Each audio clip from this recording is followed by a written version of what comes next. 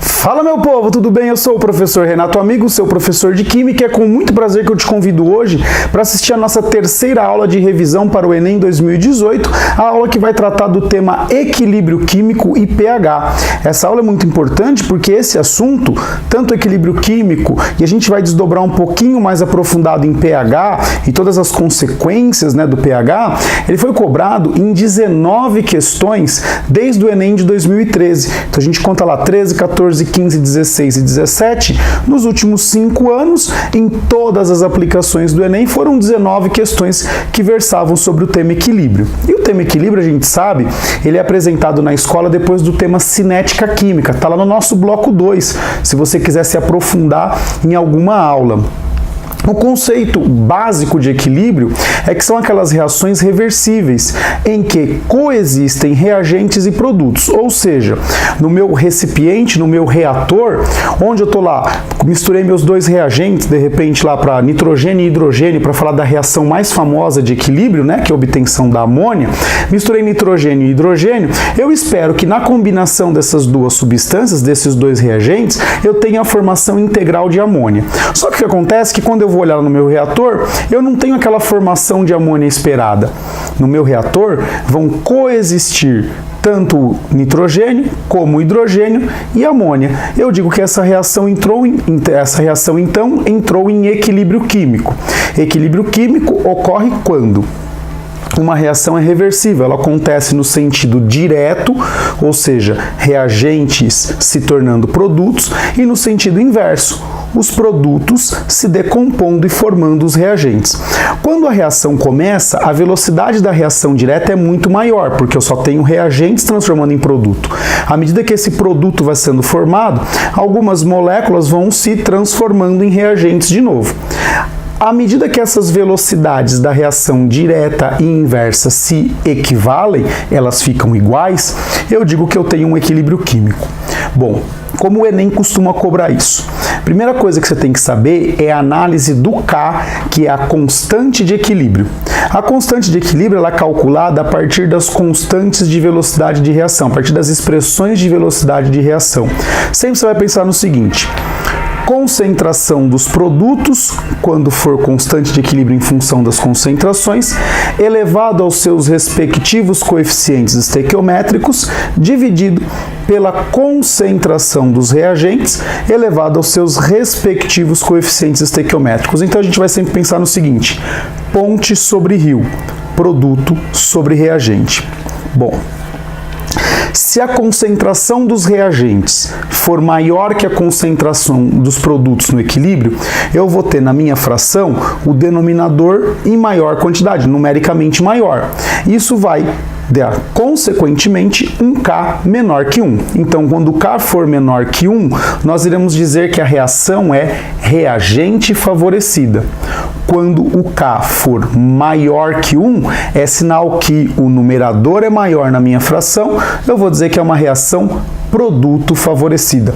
A indústria prefere as reações produto favorecida. Porém, como o equilíbrio é algo espontâneo e natural, tem reação que vai entrar em equilíbrio e ela vai ser uma reação reagente favorecida. Então, o que a gente pode fazer para corrigir esse problema? Para corrigir esse problema, a gente pode tentar deslocar o equilíbrio. Princípio de Le Chatelier, segundo assunto muito cobrado em equilíbrio químico. Bom, o Le Chatelier, ele analisou, ele variou, ele modificou 4 parâmetros importantes em uma reação: a concentração, a pressão, a temperatura, e ele adicionou o catalisador à reação. Bom, vou começar falando do que não desloca o equilíbrio, que é o catalisador. O catalisador, a gente sabe lá da cinética química, ele apenas fornece um caminho novo para a reação, diminuindo a energia de ativação. Então ele diminui a energia de ativação da reação direta e da reação inversa. Então o que acontece? Ele não desloca o equilíbrio. adição de catalisador não desloca equilíbrio. Guarda isso na cabeça que isso é muito importante em provas. Concentração. Bom, qualquer perturbação que eu faço no equilíbrio, o sistema vai se reequilibrar, ou seja, ele vai buscar uma nova condição de equilíbrio. Isso é muito importante, por isso que eu posso deslocar o equilíbrio. Se eu aumentar a concentração no lado dos reagentes, evidentemente esses reagentes têm que ser consumidos, então eu desloco o equilíbrio para o lado dos produtos. Agora, se eu aumento a concentração do lado dos produtos, o equilíbrio vai ser deslocado para o lado dos reagentes, porque eu vou consumir esse produto que eu adicionei. Professor, mas adicionar produto é loucura. Tudo bem, eu só estou te dizendo o que vai acontecer quimicamente, não que a indústria vai fazer isso, porque se ela quer mais produto, é evidente que eu vou tentar ir colocando mais reagente para deslocar o equilíbrio lá para o lado dos produtos. Falei da adição de produtos e ou reagentes, ou seja, do aumento da concentração. Agora, se eu diminuir a concentração? Se eu diminuir a concentração dos meus reagentes, o equilíbrio vai ser deslocado para repor isso que eu fiz. Então, ele vai deslocar o equilíbrio no sentido da diminuição. Se eu diminuir para os reagentes, ele desloca o equilíbrio para os reagentes. Se eu diminuir nos produtos, ele desloca o equilíbrio para os produtos. Só para você ter uma ideia de como isso pode funcionar, a amônia ela interage com a água. O nitrogênio N2 e o H2 não interagem com a água. Bom, se eu tenho lá o meu reator e eu jogo água, imagina um reator que tem nitrogênio, hidrogênio e amônia. Imagina que eu jogo água nesse reator. A água vai interagir com a amônia e vai formar hidróxido de amônio. Então eu estou retirando a amônia do meu reator. Automaticamente a reação desloca para repor essa amônia que eu tirei. Então eu aumento o rendimento em amônia, olha só que interessante. Esse foi um fator. O segundo, concentração. Guarda isso na cabeça. Aumentou, vai para o outro lado, diminuiu, vem para o mesmo lado. Nunca esqueça disso. Aumentou, outro lado, diminuiu, mesmo lado. Não importa o que você está aumentando ou diminuindo. Ok? Quando a gente fala em pressão, tem ressaltar uma coisa aqui. Sólidos, espécies no estado sólido, não entram no equilíbrio, porque o sólido tem concentração constante. Então não adianta você adicionar sólido, retirar sólido, porque isso não vai influenciar no equilíbrio. Porque o sólido, imagina que eu estou aqui com um pedacinho aqui de zinco. Eu tenho uma massa num volume, então eu tenho uma certa concentração. Se eu pego metade disso, eu tenho metade da massa na metade do volume, ou seja, a mesma concentração. Por isso que sólido não entra no equilíbrio, ok? Quando a gente fala em pressão, que é o terceiro fator que a gente vai analisar, eu só posso comparar, eu só posso levar em conta na alteração da pressão as espécies químicas no estado gasoso.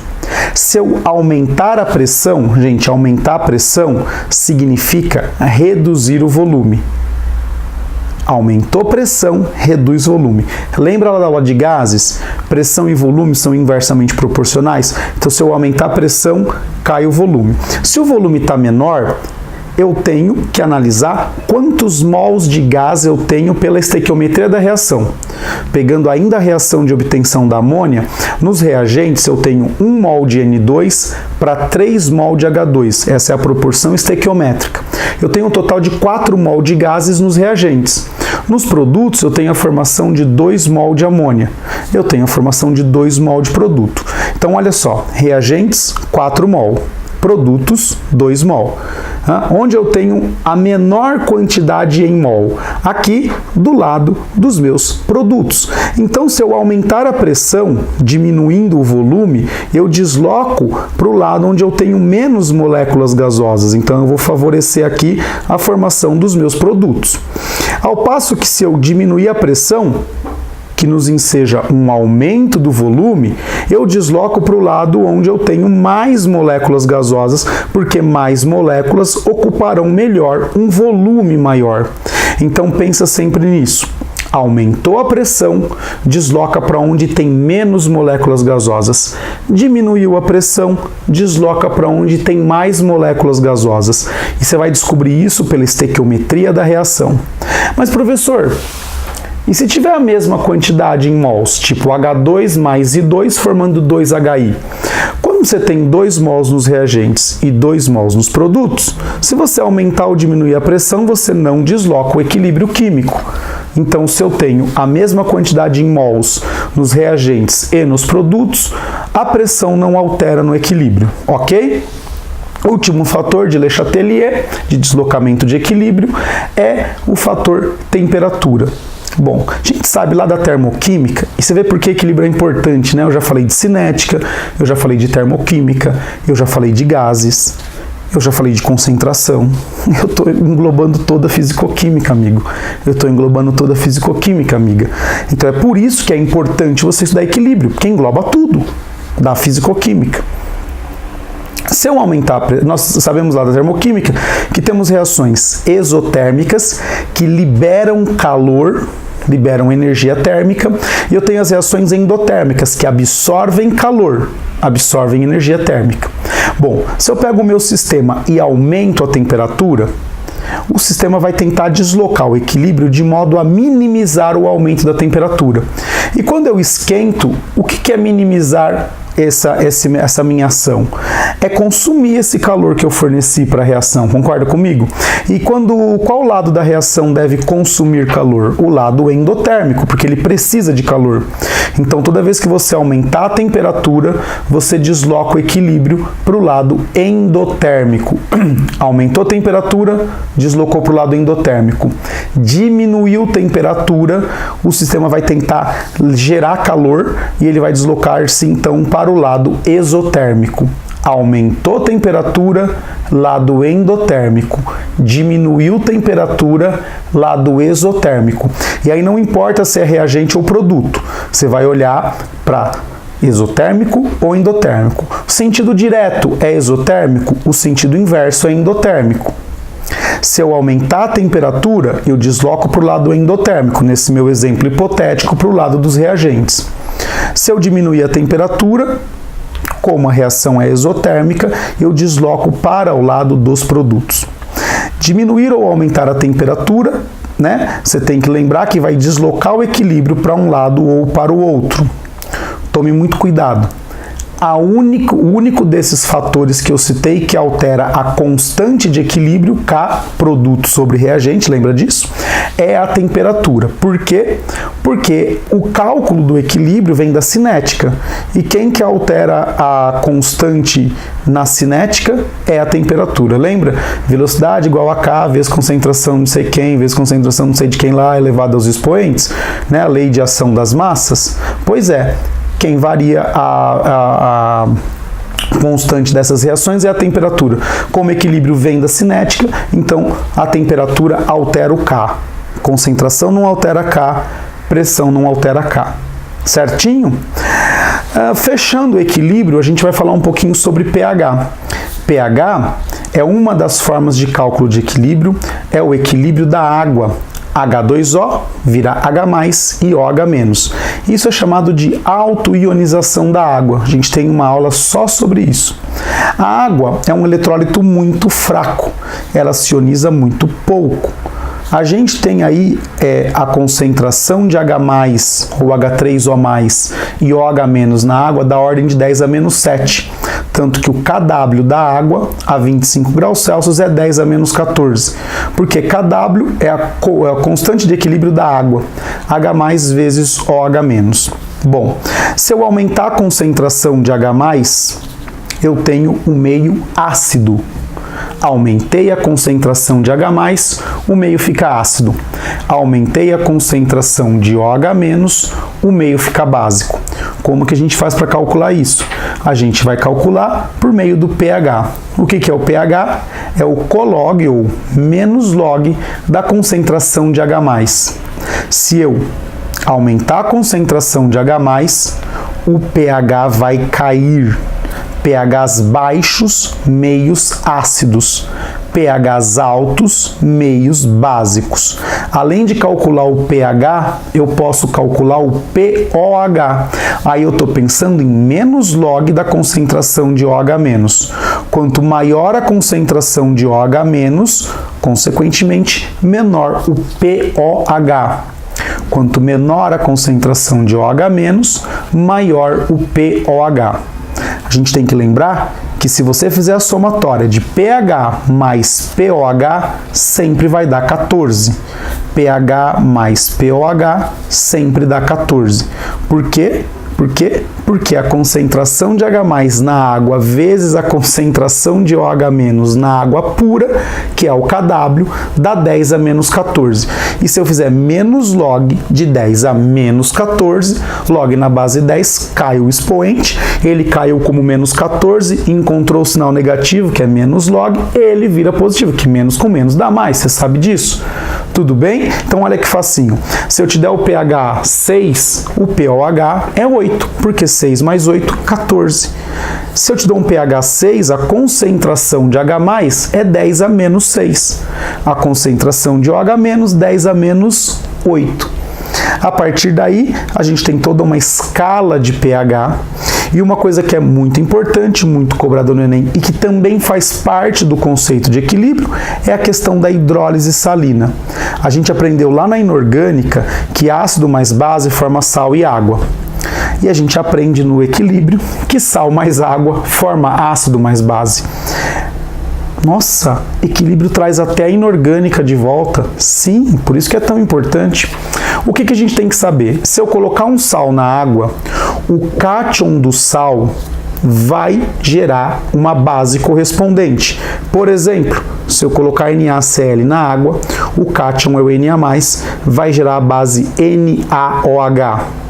Ao passo que o ânion do meu sal sempre vai gerar um ácido correspondente.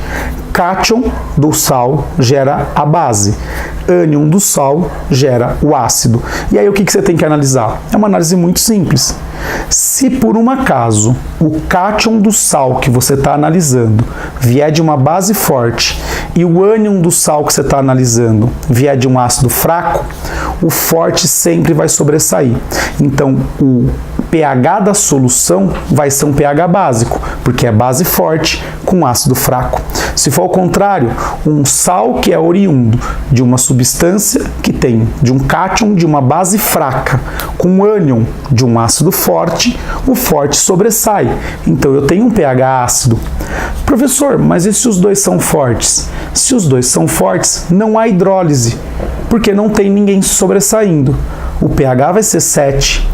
Professor, se os dois forem fracos? Se os dois forem fracos, o pH é próximo de 7. Vai ser 6,97, 7,03, depende da constante do ácido fraco e da constante da base fraca. O que tiver a maior constante vai ter o pH mais próximo do seu caráter. Por exemplo, se a minha base for um pouco menos fraca que o meu ácido, o pH vai ser maior que 7. Se o meu ácido for menos fraco que minha base, o pH vai ser menor que 7, mas sempre ligeiramente 7. Professor, como que o Enem pode cobrar isso? Ele geralmente vai associar com agricultura, correção do pH do solo. Eu pego lá o meu solo, que ele está com características ácidas, e para minha plantação eu preciso de características básicas. Então o que eu faço? Eu vou jogar soda cáustica lá? Não vou fazer isso, né? Então o que a gente faz? A gente joga um sal que é oriundo de uma base forte, né, que tem o cátion oriundo de base forte e o ânion oriundo de ácido fraco. Eu jogo esse sal lá na minha terra, quando chove, ocorre a hidrólise salina e eu tenho o pH corrigido do meu solo. Olha só que maravilha. Então a gente tem que lembrar, base forte, ácido fraco, pH básico. Base fraca, ácido forte, pH ácido. Os dois fortes, pH neutro. Os dois fracos, o pH vai ser ligeiramente ácido ou básico, depende das constantes, ok? Teoricamente, é isso que o Enem costuma cobrar quando o assunto é equilíbrio químico. Fala de bastante coisa, eu tenho muita aula de equilíbrio e agora a gente vai, sem demora, resolver alguns exercícios que envolvam o conceito de equilíbrio químico. Fala galera, vamos agora então à resolução de exercícios da aula 3, equilíbrio pH. Essa primeira questão nossa caiu no Enem para privados de liberdade em 2017. Alguns profissionais burlam a fiscalização quando adicionam quantidades controladas de solução aquosa de hidróxido de sódio a tambores de leite, de validade vencida. Assim que o teor de acidez em termos de ácido lático encontra-se na faixa permitida pela legislação, o leite adulterado passa a ser comercializado. A reação entre o hidróxido de sódio e o ácido lático pode ser representada pela equação química. Então aqui está o ácido lático e aqui está o hidróxido de sódio. Aqui tem a formação do sal, né? Ácido lático é o lactato de sódio, e aqui eu tenho a água. Vamos olhar. A consequência dessa adulteração. Bom, então eu estou adicionando NaOH. Bom, o sal que eu estou formando é um sal oriundo de base forte com ácido fraco. Certo ou não? Se eu adicionei NaOH, eu estou diminuindo a concentração de H+ do ácido, eu estou consumindo esse H+ do ácido. Se eu estou diminuindo a concentração de H+, o que eu faço com o pH? Eu aumento o pH. Então, diminuição da concentração de H+ acarreta um aumento do pH. Bom, se eu estou aumentando o pH, a alternativa correta é a alternativa A, aumento do pH do leite. Tudo bem? Aqui está dizendo letra B, diluição do leite. Não, se eu estivesse jogando água seria diluição. Precipitação do lactato de sódio. Lembra que se tem sódio, família 1A sempre será solúvel. Família 1A, amônio, e o acetato, sempre solúvel, lembrar da química inorgânica. Diminuição da concentração de sais, não, porque você não tem sal, você vai estar formando sais, né? Então você vai estar teoricamente aumentando a concentração, e o aumento da concentração de H+. Se você aumentar a concentração de H+, o NaOH vai consumir esse H+, então você vai diminuir a concentração de íons H+.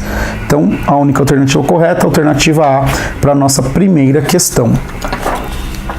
A segunda questão, olha o que ela está falando, caiu no Enem de 2016. Após seu desgaste completo, os pneus podem ser queimados para geração de energia. Dentre os gases gerados na combustão completa da borracha vulcanizada, alguns são poluentes e causam a chuva ácida. Para evitar que escapem para a atmosfera, esses gases podem ser borbulhados em uma solução aquosa contendo a substância adequada.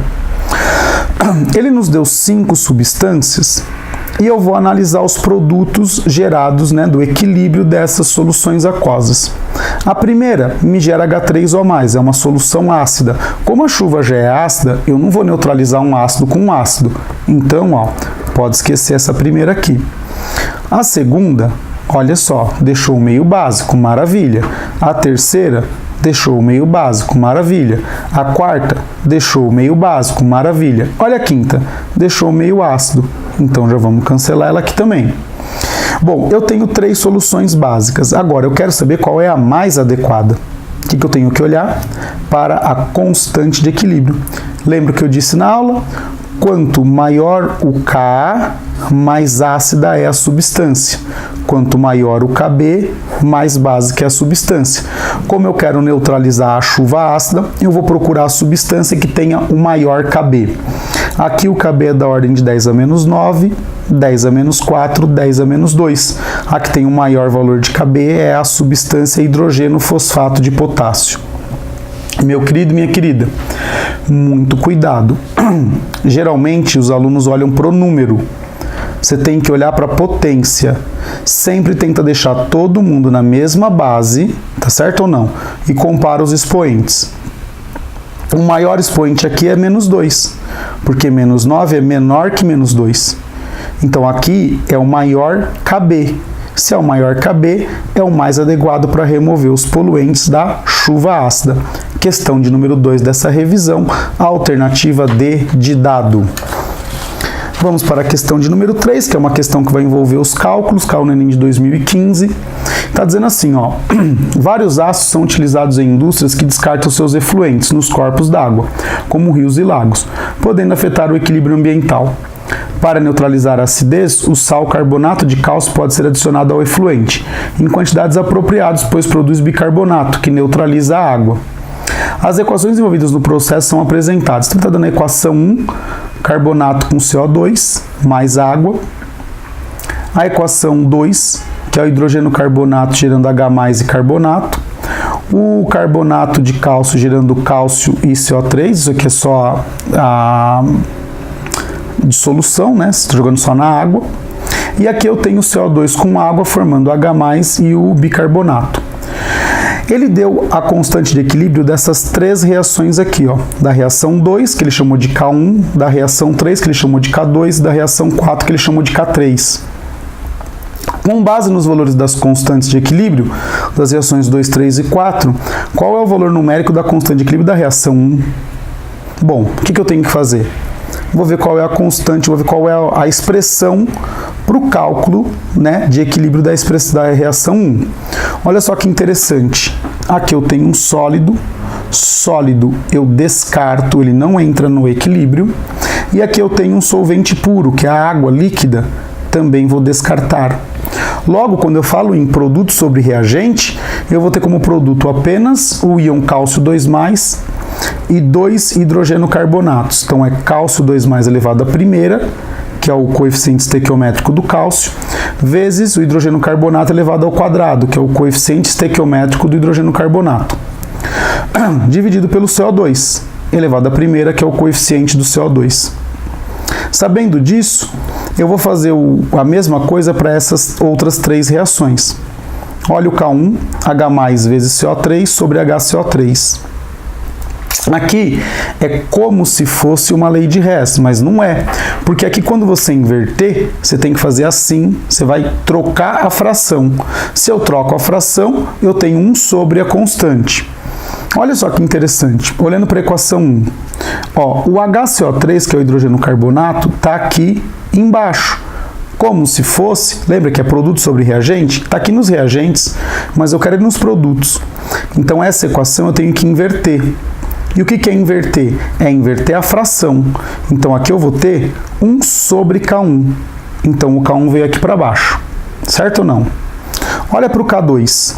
Eu tenho cálcio 2+ aqui em cima. E o cálcio 2+ está aqui em cima mesmo. Então essa eu vou manter. Então eu vou manter o K2 aqui em cima. Olha que legal. Muito fácil, né? Vou manter.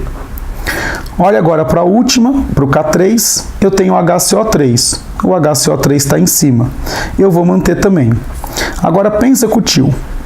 Você inverteu essa, manteve essa e manteve essa. Quando você inverteu essa, o H+ veio para baixo e o CO3 veio para baixo, não veio? Esse CO3 aqui embaixo cancelou com esse. Certo ou não? Esse H+ que veio para baixo cancelou com esse. Esses dois HCO3, que agora estão em cima, um multiplica pelo outro, dá HCO3 ao quadrado. O Ca2+ já estava aqui em cima e o CO2 já estava aqui embaixo. Então eu cheguei nesta expressão, mexendo nestas equações. Bom, a minha constante de equilíbrio da reação 1 vai ser K2 vezes K3 dividido por K1. Bom, 6 com 3 dá 2, 2 vezes 2,5 dá 5, certo? Menos 9 com menos 7 dá menos 16. Dividido por menos 11, então é menos 11. Menos 16 mais 11 dá menos 5. Então olha a constante de equilíbrio aqui, ó. 5 vezes 10 dá menos 5. A alternativa B de bola. Então esse é um exercício que caiu no Enem e que envolve cálculo de equilíbrio. Então você tem que saber fazer também. Só lembrar que é produto em cima, reagente embaixo, que é só sucesso para você. E por fim, a nossa última questão, nessa nossa aula de revisão, a gente vai falar o seguinte, caiu também no Enem para os privados de liberdade, 2014. A formação das estalactites depende da reversibilidade de uma reação química. O carbonato de cálcio, CaCO3, é encontrado em depósitos subterrâneos na forma de pedra calcária. Quando um volume de água rica em CO2 dissolvido infiltra-se no calcário, o minério dissolve-se formando íon Ca2+ e HCO3-. Numa segunda etapa, a solução aquosa desses íons chega a uma caverna e ocorre a reação inversa, promovendo a liberação de CO2 e a deposição de carbonato de cálcio. De acordo com a equação apresentada, então ele deu a equação.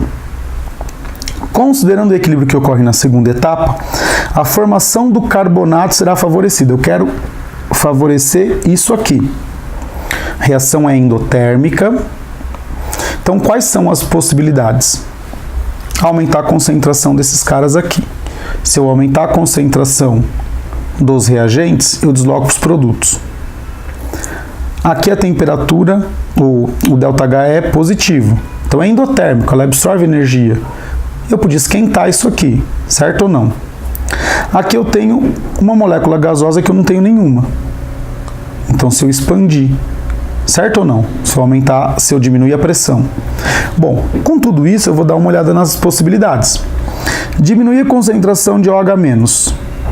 Peraí, se eu diminuir a concentração de íons OH-, o que está acontecendo aqui? Não está acontecendo nada, né? Não tem o íon OH- aqui no meio, tá certo? Então eu não tenho íon comum, então não vai adiantar de nada, tudo bem? Aumento da pressão. Se eu aumentar a pressão, crianças, se eu aumentar a pressão, eu vou deslocar para o lado de onde tem menos moléculas gasosas e eu quero deslocar para onde tem mais, então também não pode ser. Diminuição da concentração de HCO3. Se eu diminuir a concentração de HCO3, o equilíbrio volta para repor. Então, eu vou ter deslocado para o lado ao contrário do que eu quero. Aumento da temperatura. Se eu estou aumentando, eu estou deslocando para o lado endotérmico. É o único lado que eu quero deslocar para o lado endotérmico. Aumento da concentração de CO2. Se você aumentar a concentração de CO2, você desloca aqui para o lado dos reagentes, não é o que você quer. Então, das 5 opções, só o aumento de temperatura desloca no sentido dos produtos e é essa a nossa opção e com isso a gente chega aí ao final de mais uma resolução de lista aqui da nossa revisão da aula 3. Eu já peço antecipadamente desculpas pela minha voz, estou perdendo a voz, mas não estou perdendo a vontade de gravar essas aulas para vocês. E se vocês repararem, nós fizemos 4 exercícios com explicação em 12 minutos, um pouquinho menos de 12 minutos. Então a gente levou aí menos de 3 minutos por questão, com explicação. Então é sinal que equilíbrio é um assunto que se você dominar, você tem que fazer as questões, porque dá tempo. São questões que dá para você fazer. Só que são questões que a maioria acaba não fazendo, porque muita gente não tem os conceitos de equilíbrio bem claro. Certo? Se você chegou até aqui, eu peço, em primeiro lugar, que se você não é inscrito, que você se inscreva no canal. Se já é inscrito e gostou da aula, clique no botão curtir, ajuda o nosso canal e ajuda o professor a ficar bem feliz. Se você conhece alguém que também está se preparando para o Enem, não custa nada, compartilha com seus amigos aí nas suas redes sociais os nossos vídeos. Se você tem dúvida, sugestão, crítica ou elogio para o nosso canal, deixa um comentário aqui para mim, no YouTube mesmo, ou envie um e-mail para mim no quimicadoamigo@gmail.com. quimicadoamigo@gmail.com. Sempre é um prazer receber e responder as suas dúvidas. Bom, se você chegou até aqui, se inscreveu, curtiu, comentou, compartilhou, eu só tenho que te agradecer e dizer beijo, tchau!